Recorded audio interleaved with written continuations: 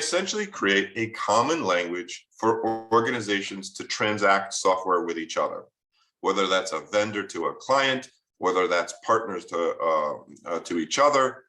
Even inside of a big organization, an SBOM helps different divisions or departments understand what's included in software when it's being provided.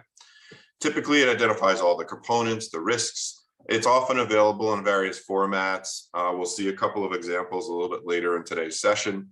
There's also industry standard formats so that it can be machine readable and more easily automatically transacted between different systems and organizations. So there's more human readable formats like Excel and Word, but there's also a couple of XML standards out there to make it more automated between different systems. So we'll talk a little bit more about that as well.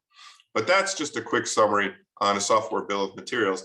And the contents of a software bill of materials, even though there are standards, at the minimum, an SBOM should include obviously an inventory of all the components, the details, if there's any security vulnerabilities, the licenses, and if there's any risky licenses, right? So that's the bare minimum. What you'll find is more comprehensive SBOMs could also include additional information. What's the programming language of each component? Are there any potential licensing conflicts, two components having conflicting licenses? Copyright information, legal requirements, any transitive dependencies, additional security advisories from other sources, weaknesses. We'll talk about that because that's an uncommon thing. Or safer versions of a component if an unsafe one is currently included in that SBOM.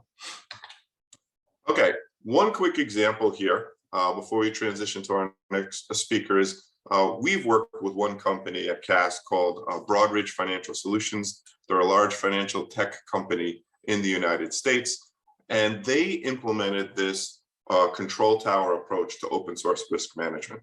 We're not going to read through this entire text here, but the details there for the follow-up materials when the slides are shared afterwards. But the interesting thing is they had a portfolio of over 400 applications that were leveraging over 13,000 open source components.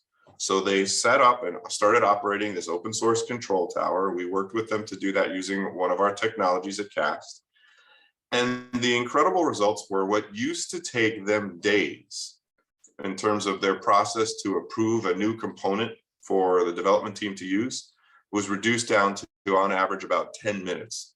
So by centralizing this process, automating it with an SCA technology, and then taking this control tower approach, they were able to go from days to approve a new component to a few minutes. So pretty successful example here. Okay, I'd like to just finish up with some recommended best practices here as we open up the session today. Here's a few things that we've learned in working with hundreds of clients across the world from an SCA perspective. First off, no surprise,